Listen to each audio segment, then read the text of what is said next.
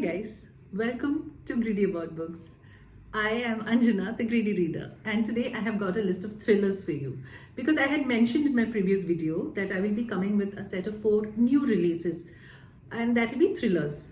So I have got these 4 thrillers that were released this year. But before I go into that, let me thank Alia, 8-year-old Alia, for watching my video and enjoying it. Thank you so much, Alia.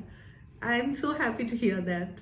And thank you, Rohini, Alia's mom, for sharing this with me and making me so happy.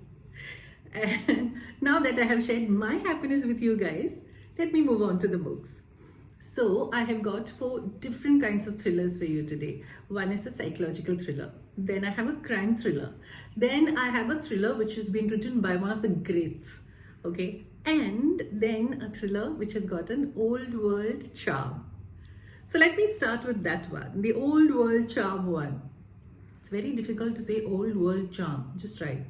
Anyway, so this book is called The Continental Affair, written by Christine Mangan. So this book is set in the 1960s, and while I was reading about it, it reminded me so much about those old black and white films with maybe Ingrid Bergman and Clark Gable in it. So this is the story of Henry and Louise. And Henry is a young Frenchman, Algerian Frenchman, and Louise is a English woman.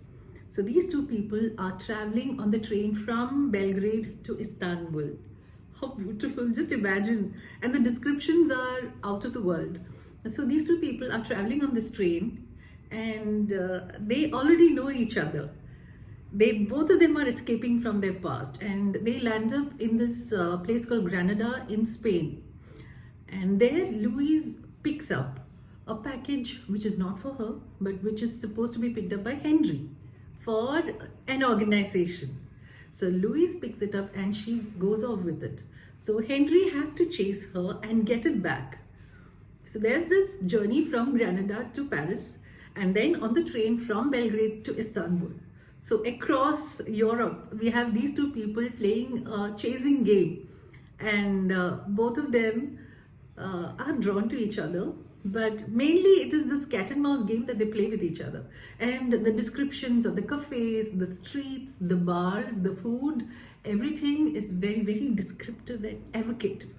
So it will be a great read. It will be not only a thriller, but a very, very atmospheric kind of novel, I feel. So that is The Continental Affair by Christine Mangan. And now I will move on to book number 2, which is Holly, written by Stephen King. It's his latest thriller. It's out this year, and this features Holly Gibney, who has already appeared in a couple of his other books, like the Finders Keepers trilogy, then The Outsiders, and If It Bleeds. So she's appeared in these as a minor character, but in this book called Holly, she is the main protagonist. And she is part of this detective agency called Finders Keepers. And this book is set in 2021 during the time of the pandemic. So what happens is Holly gets a call, or rather the detective agency gets a call from a lady called Penny Dahl, and she wants them to find her missing daughter, Bonnie. Very close to where Bonnie has disappeared live these 2 elderly people. Okay, they're in their 80s, they are professors. They have been academics throughout their life, and now they lead a very semi-retired life.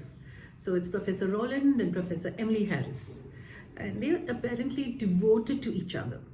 And they are a very, very ideal kind of couple when seen from outside. But in their basement, there is a secret. A very, very chilling secret, which they will not let anyone discover. They'll go to any lengths to make sure that it remains a secret. And these 2 people, they are very ruthless. They are patient, and they're very, very clever. So Holly has to outmaneuver them if she needs to find out more about Bonnie. So in this book, in this thriller, the disturbing element, or rather the scary element, is not anything supernatural like in other King books. This time it is the evil side of human nature. So it's very chilling, and it's classic Stephen King. The story of these two elderly people who are right in the middle of this disappearance of this girl called Bonnie Dull. And Holly Gibney is out there trying to solve this puzzle, trying to solve this mystery to get Bonnie back. Vintage Stephen King, go and check it out if you love his works. And now we come to book number 3, which is called Gone Tonight, written by Sarah Pekkanen. This is the story of Catherine Sterling and her mother Ruth. So these two people, Catherine is around 24 years old and she's a nurse. And Ruth is her very quiet, very sedate mother. So Ruth is devoted to Catherine. And Ruth and Catherine have been living a kind of nomadic life during Catherine's childhood, moving from place to place.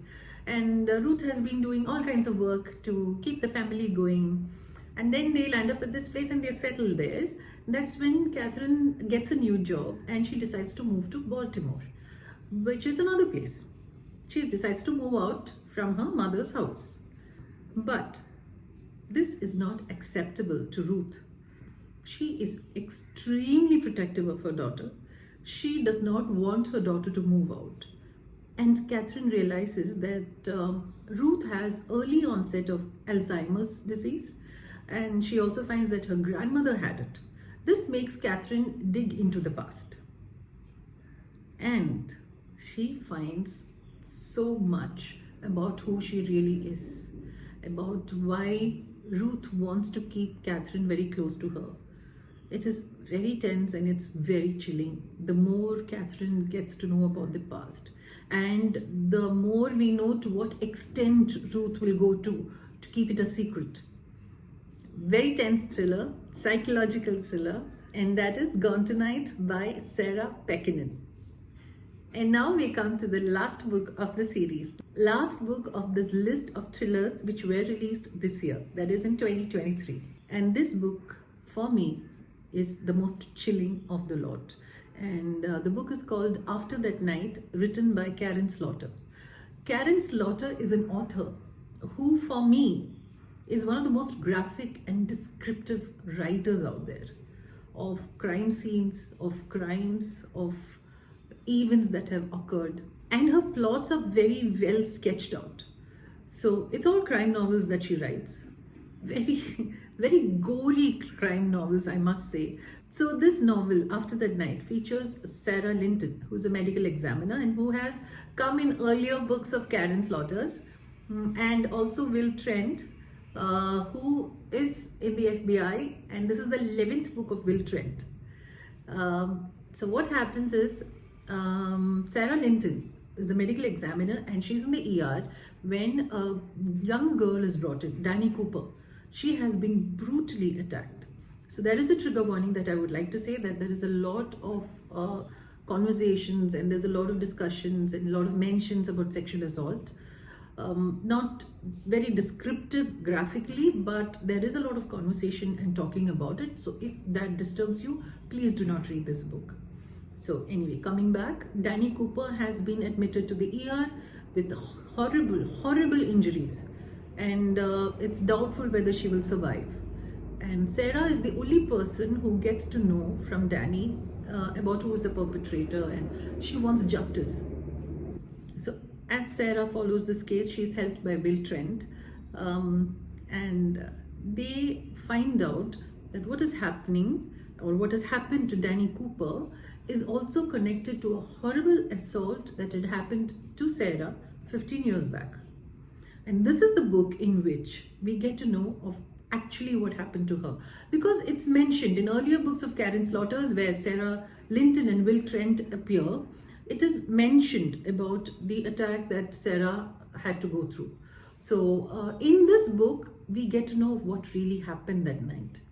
So Sarah has to deal with her past, Sarah has to deal with her demons, and also find out who is the perpetrator of these crimes and what is actually behind it. Very, very chilling and tense crime thriller. And but the very prepared when you're reading Karen Slaughter's book because the descriptions are very, very graphic. While talking about the crime thrillers, I should also mention the web series that I've been watching recently. It's called Dear Child. It's on Netflix, 6 episodes. It is a brilliant psychological crime thriller. It was very gripping, lot of twists which is very, very unexpected. It is slightly disturbing because it is about children, and but it is very, very tense. Okay, and I loved hearing German spoken. So I mean, I've not actually heard German being spoken because I don't watch German films, and I'm not a movie watcher as such. So it was very nice for me to hear German being spoken. That was one thing I enjoyed about it.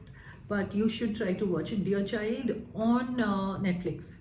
So I've come to the end of this episode of Greedy About Books. I hope you guys will enjoy at least one of these thrillers. They all sound very thrilling, very tense. Except for the Continental Affair, I am definitely planning to read that because the descriptions will be out of the world. If you have anything to tell me about books, do contact me. If you need book recommendations, do write to me. I have people who already are writing to me about book recommendations. So please do that. I love recommending books.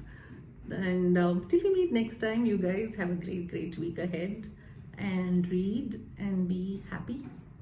Ta-ta.